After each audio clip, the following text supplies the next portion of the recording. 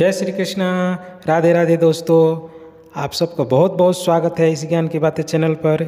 तो चलिए आज हम फिर से लाए हैं एक नई कहानी, और देर न करते हुए चलिए बढ़ते हैं अपनी कहानी की ओर, क्योंकि कहानी बहुत ही ज्ञानवर्धक होने वाली है।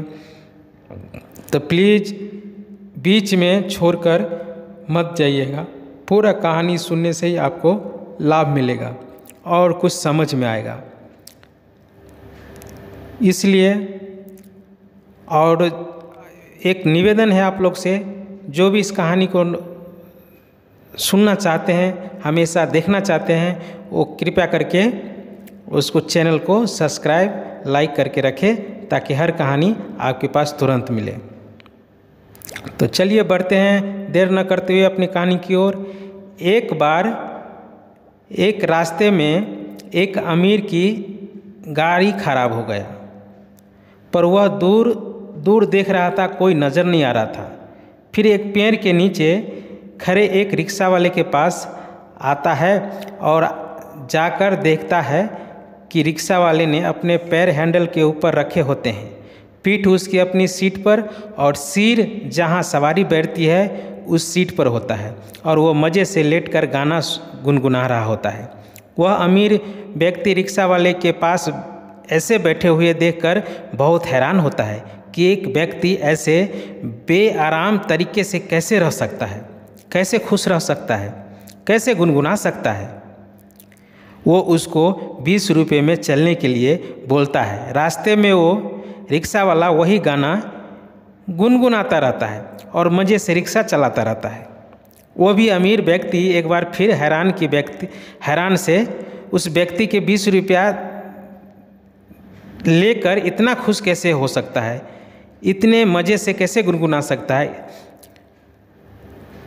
वो थोड़ा ईर्ष्यापूर्ण हो जाता है और रिक्शा वाले को समझाने के लिए उसको अपने बंगले में रात को खाने के लिए बुला लेता है। रिक्शा वाला उसको बुलावे को स्वीकार कर लेता है।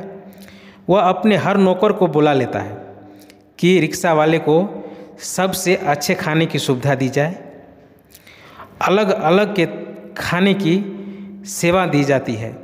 सूप, आइसक्रीम, गुलाब जामुन, सब्जियां, यानी हर चीज़ वहाँ मौजूद थी। वो रिक्शा वाला खाना शुरू कर देता है।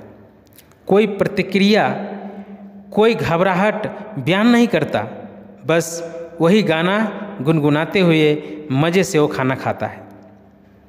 सभी लोगों को ऐसा लगता है जैसे रिक्शा वाला ऐसा खाना पहली बार खा रहा है, पहले भी कई बार खा चुका है। वो अमीर आदमी एक बार फिर हैरान परेशान, एक बार फिर ईर्ष्यापूर्ण की नज़रों से देखता है। कोई आदमी इतने ज़्यादा तरह के व्यंजन देखकर भी कोई हैरानी वाली प्रतिक्रिया क्यों नहीं देता, और वैसे कैसे गुनगुना रहा है गाना, जैसे रिक्शे में गुनगुना रहा था। यह सब कुछ देखकर अमीर आदमी की ईर्ष्या और बढ़ जाती है। अब वह रिक्शे वाले को अपने बंगले में कुछ दिन रुकने के लिए बोलता है। रिक्शा वाला हाँ कर देता है। उसको बहुत ज़्यादा इज्जत दी जाती है और उसको जूते पहना रहा होता है। कोई कोट पैंट, एक बेल बजाने से 3-3 नौकर सामने आ जाता है। एक बड़ी साइज की टेबल स्क्रीन पर उसको प्रोग्राम दिखाए जाते हैं। एयर कंडीशन कमरे में सोने के लिए बोला जाता है। अमीर आदमी नोट करता है कि वो रिक्शा वाला इतना कुछ देखकर भी कुछ प्रतिक्रिया क्यों नहीं दे रहा है। वो वैसे ही साधारण चल रहा है, जैसे वो रिक्शा में था वैसे ही है, वैसे ही गाना गुनगुना रहा है जैसे वो रिक्शा में गुनगुना रहा था। अमीर आदमी की ईर्ष्या और बढ़ जाती है। वह सोचने लगता है अब तो हद हो गई, उसको तो कोई हैरानी नहीं हो रही है, इसको कोई फर्क नहीं पड़ रहा है, ये वैसे ही खुश हैं, कोई प्रक्रिया ही नहीं दे रहा है।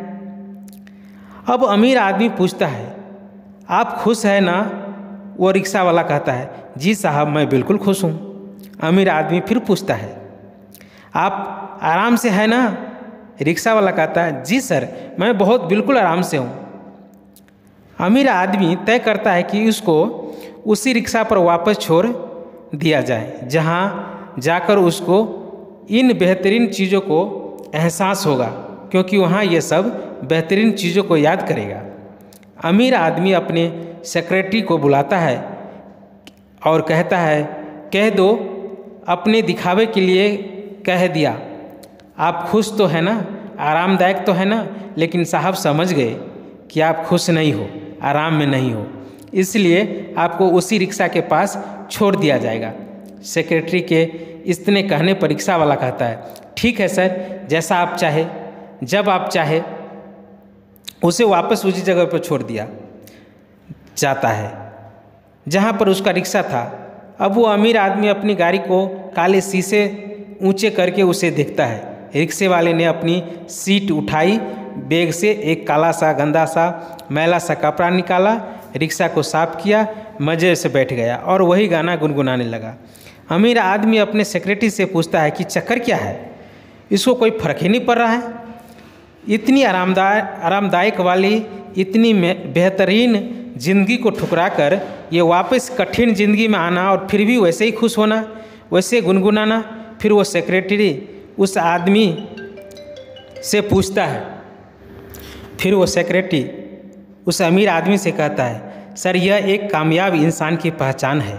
एक कामयाब इंसान वर्तमान में जीता है, उसको मनोरंजन एंजॉय करता है और बढ़िया ज़िंदगी की उम्मीद में अपना वर्तमान कभी नहीं छोड़ता। अगर उससे भी बढ़िया ज़िंदगी मिल गई तो उसे वेलकम करता है, उसको भी मनोरंजन एंजॉय करता है, उसे भी भोगता है और उस वर्तमान को भी खराब नहीं करता है। और अगर ज़िंदगी में दोबारा कोई बुरा दिन देखना पड़े तो उस वर्तमान को भी उतने ही खुशी से आनंद से बिताता है, उतने ही मज़े से भोगता है, मनोरंजन करता है और उसी आनंद में जीता है। इसलिए ध्यान रखिए कि हर कामयाबी हमारी ही खुशी में छिपी है। अच्छे भविष्य की उम्मीद में अपने वर्तमान को खराब नहीं करें और नहीं कम अच्छे दिनों में ज़्यादा अच्छे दिनों को याद करके अपने वर्तमान को खराब करें। अपने वर्तमान में आनंद लें। बस ये विचार कर ले कि जो आपके पास है क्या लाखों करोड़ों से कोई कम है। आज भी बेहतर नहीं है तो कल भी बेहतर नहीं होगा। तो जय श्री कृष्णा, राधे राधे दोस्तों। आपको इस कहानी से कोई न कोई ज़रूर सीख मिला होगा। फिर मिलेंगे अगले वीडियो में।